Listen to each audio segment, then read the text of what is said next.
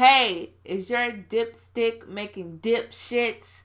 Then watch this video. If your dipstick is making dip shits, we're going to tell you how to troubleshoot and fix it. Heck yeah. Well, Chris is going to tell you how to troubleshoot and fix it. I'm going to yawn and look off in the other direction for most of the video.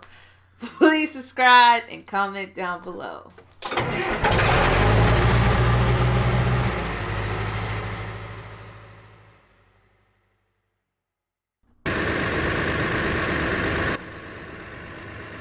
That's the dipstick.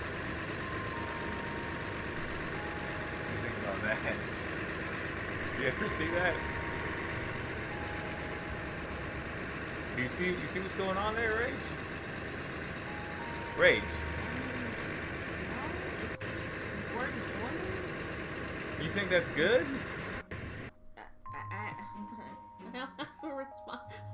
I don't understand this video. Why am I reacting to heavy equipment?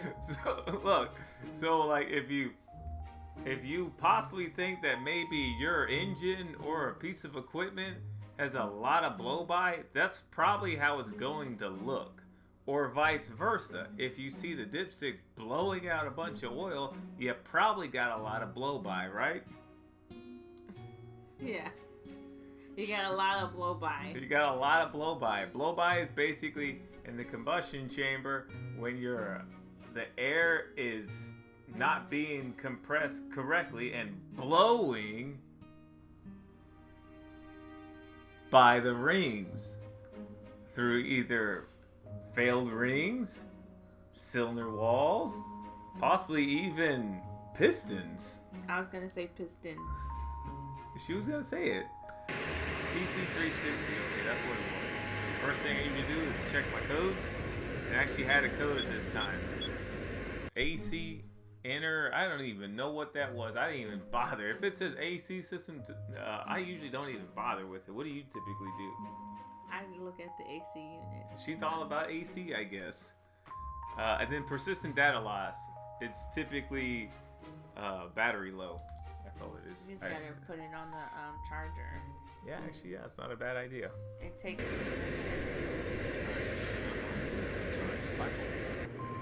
Right there. So that is the crankcase filter right there. That's where all the oils and gases goes through from the valve covers, and it goes into this filter element. And one part goes back right to the crankcase, and the other part goes into the intake. The little line will go to the crankcase. So look. So if you can see, you see that line right there that's almost off right there. You see it, Rach? What line? There's a hose right there that looks like it's almost off right there. Mm-hmm. All right. So I've already pulled it off, but I was trying to show the people that in order to do your blow-by test, you're gonna have to pull off the line that is directly coming from the valve cover. That is where you check blow-by. Directly from, not detached, not to the side, directly from. Yes. So now what I'm about to do is take off the line, so I can now check my blow-by.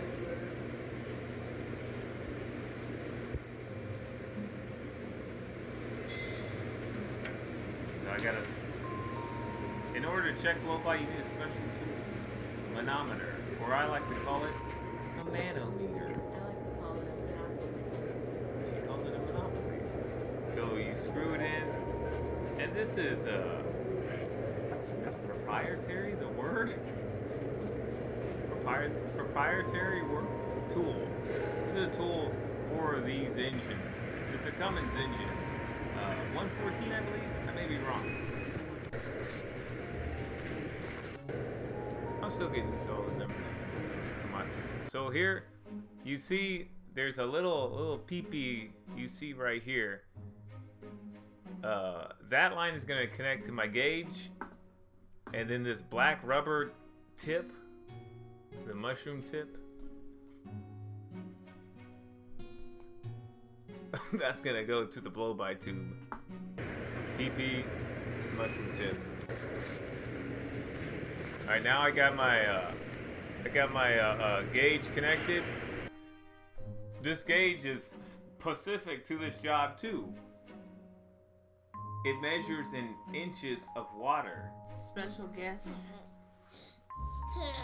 It's our 3-year-old. He's supposed to be asleep. So I look up my specs. My spectacles say max of 266 millimeters of water. So 260 millimeters converts to 10.2 inches. So I'm looking for 10 inches. That's my max. That's the maximum allowed. Then you're supposed to load up the engine. And the way we load up engines on excavators is you typically high idle, full power, and arm in relief. And I'm watching the gauge, I'm looking for 10 inches. Yeah. 10 inches would be barely good. So here it is. Hard to see. Watch rate. Look, I got 10. I'm already at 15, 20. I'm at 30 plus. That thing is pegging out, baby. So Rach, you think that's good or bad? Bad. It's too high. So we know something's bad here. We have a lot of Blow by. which is The Gershon stuff? I don't know. Like what? what? The stuff that was That was- Gershon. Oh, gushing. Yeah, Gershon. How do you say it? Gushing. Oh. We can't just say, hey, the engine's bad, throw it away, right? You gotta check the gushers. Nope, you gotta check the turbocharger. Your turbocharger. Wait. Let me do it again. Do what again? Ask the question. You gotta check You gotta check one more thing. Which is it? the turbochargers. The turbochargers. Don't forget to check your turbochargers. So you have compressed air right there, right? You got one side, then the other side going, all right? But in between those two is a seal and bearings, or bearings. Now, what if one of those happened to leak? That would be no good. You gotta throw the whole thing away. Well, if they leak, it's possible. You're connected to the engine, right? Sure. Through the engine drain line, right? You're directly connected to it because that drain line goes right to the crankcase. So if you got a leak right there, that compressed air on the intake side is going to push through the bottom of the crankcase, and now you're going to have high crankcase pressure. So that's what we're going to do. Now we're going to remove that drain line to remove the turbo out of the equation.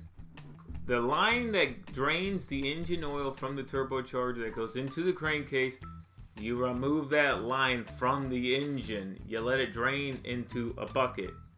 Not into a cup, not into a pan, into a bucket. Yeah, a bucket. And then here's another tip, guys. The other side that's connected to the engine, you need to plug that off. You know why? It'll explode. No. You may lose a lot of crankcase pressure right there. Okay, ask me again. So you want to close that what did I say? That the tube that's coming from the crankcase, you may want to close it. Do you know why? I forgot the answer. You may possibly lose a lot of crankcase pressure. But seeing how much we had right there, honestly, I would barely bother, but I did it anyway because I want to do the first. best. Always remember safety first. Yeah, safety first, whatever. We're gonna run this test now. So there's my little plug on there. Look at that. That's just a plastic cap I got. Anytime that I do Drink control a valves Gatorade. or anything like that, I just take all those caps, put them in my box. It's from a Gatorade bottle.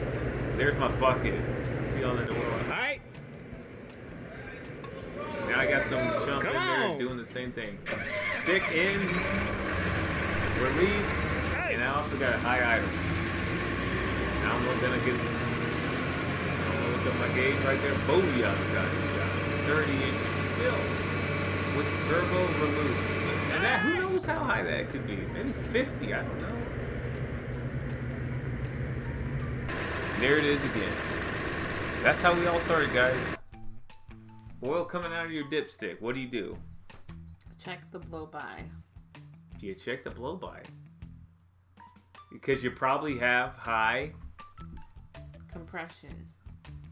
You should have high compression. I don't know. I don't know. I retained like 0. Let's do the rundown real quick. Diesel engine, pumping oil out of the dipstick. What do you probably have? A high blow-by. High blow-by. Now you need to get a manometer and check it out. And then you gotta get specs. You can't just guess. Don't just guess. Not specs, the liquor store. Sure. Our spec was maximum. Max to the high. It was almost like coming off the meter. Yeah. It hit 30. It can't go anywhere else. But if it would have gone somewhere else, it would have been like maybe 100. Maybe 1 billion. It would have exploded the whole shop. And then after that, don't forget, always check the turbo.